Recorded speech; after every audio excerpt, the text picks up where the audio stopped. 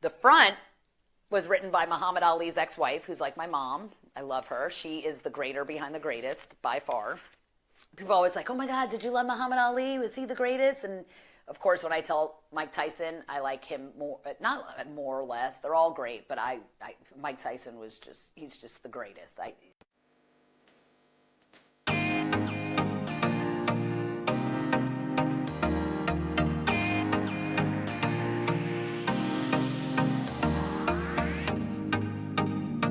The most amazing to engage with, and I tell him, no, you're my favorite. I like you more than Muhammad Ali. He gets so upset. Muhammad Ali was his idol, and he loves Muhammad Ali, and he actually got angry at me. He was like, no, he's better.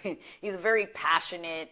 He's a Cancer. He was born June 30th. He's very passionate and very emotional, and he wears it on his sleeve, so literally. So anyway, Muhammad Ali, his ex-wife, wrote, the mother of the four kids, wrote my foreword. She's like my mom. Every month she sleeps over for like a week. She is the greater behind the greatest. She wrote, I'd like to say this is an outstanding young woman who knows the preparations required for fitness and for calculating good health and good food. Many, many people have come to her famous gym to visit, film, celebrate, and train.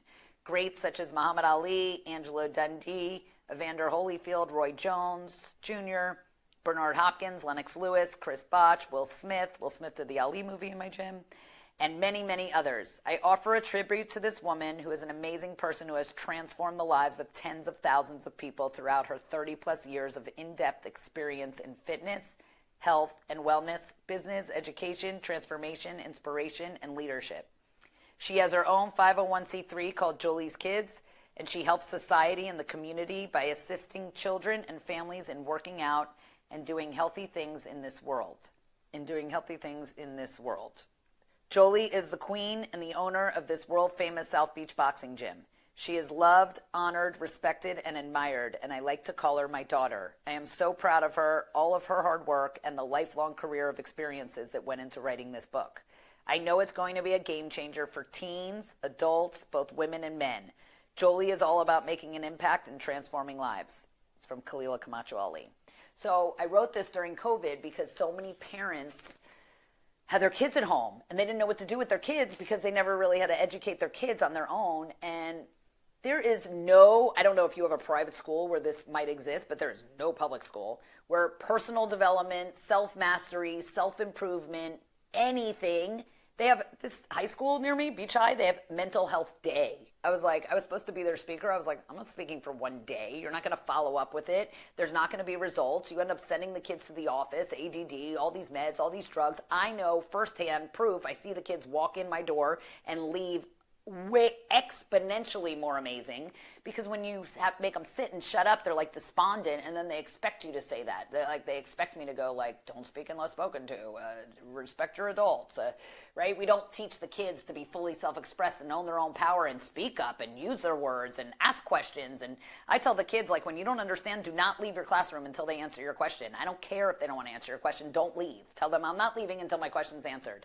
So the schools have no personal development, no self-improvement. And I love how Joe Dispenza says, you don't work on a relationship, which I agree. Like, the only relationship you need to work on is the one you have with yourself. And if everyone is bringing their best self, there's nothing to work on. You don't have to work on your relationship together. You're your best. They're their best. You're only going to answer best. So it's the best project you ever work on is yourself. So great if you like fiction books. I don't. I love learning. I love being better. I know that every time I'm not being better, I'm getting worse. So I've been reading personal development, self-improvement. I've read over 750, and that's being light. I would say maybe over 1,000, definitely over 2,000 if you include audiobooks of Jim Rohn, Tony Robbins, Maxwell, Wayne Dyer, Deepak Chopra, like everybody that's in the industry of being better, mind, body, soul. And it's what made me better. I ran away. I didn't have the tools I needed to be amazing in this world. I learned from my mother who, I mean, God bless her, but she didn't give us good health. She didn't give us good food. She was great where she taught us manners and respect, and she was strict in that way, and we couldn't mess up, and we had to get straight A's. I was a straight A student, but what did I learn in school? Like, algebra, chemistry, nothing that I can apply in the real world did I learn in school. So here I am, this kid that got straight A's, but can I apply it to anything? I was having a breakdown. They were giving me Paxil and birth control and everything for my behavior. Your emotional intelligence is the most important intelligence you can have. And you have to work on your emotions and how you handle your emotions and coping skills. I have all these honors kids that they can't even get through their day. They're having breakdowns. They're watching social media. They're shoving their finger down their throat. They're throwing up. They're depressed. They're on anxiety medicine. Good. They can solve an algebra problem. Good. They can do their chemistry homework. So what? They can't pay their bills and get through the day and function. And they're having nervous breakdowns because boys aren't liking them who they thought were going to like them. They have no sense of self. So working out and self-improvement are universal, age, not discriminatory. The parent can do it with the kid. The parents and the kids need as much fitness, as much health, as much emotional intelligence, as much mental intelligence as the kids do. So they need to bond. They complain they don't relate to their kids, which I understand. There's a big generation gap. So why not bond over things you can do together that's a similar language where you can speak the same language, like fitness.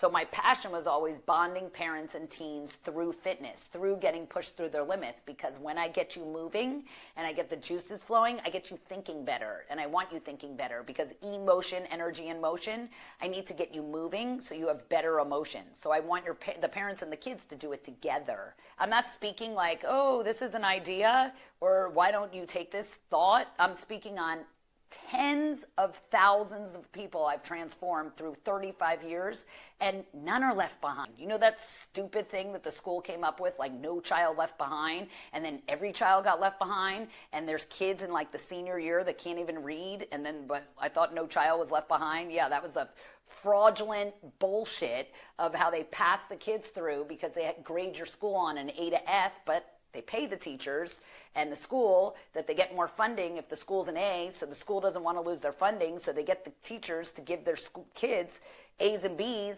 when they deserve D's and F's, which is one of the big problems I had when I was reverse discriminatory and the only white girl in these all-black schools, and the principal would make me give this, she'd come in and say, why is the kid writing past the margins? I was like, because I'm teaching him to read and I don't care if they're writing past the margins. She would start picking apart everything because she wanted me to give them A's and B's, and I wasn't, because I didn't want them to pass behind, because if they were not reading, they didn't need to pass behind, and it wasn't called No Child Left Behind, it was called Needs to Read Before They Advance Forward. So I wrote these books during COVID so parents can do these with their kids, most wisdom per word, set up for if you have ADD, because I don't want to sit there and read all this stuff. And how much can you take in at once anyway? Because I want you to take a little in and act, right? Actions are everything. There's only so much I can tell you that'll make a difference. But if you don't make a difference and take action, it's going to do nothing for you.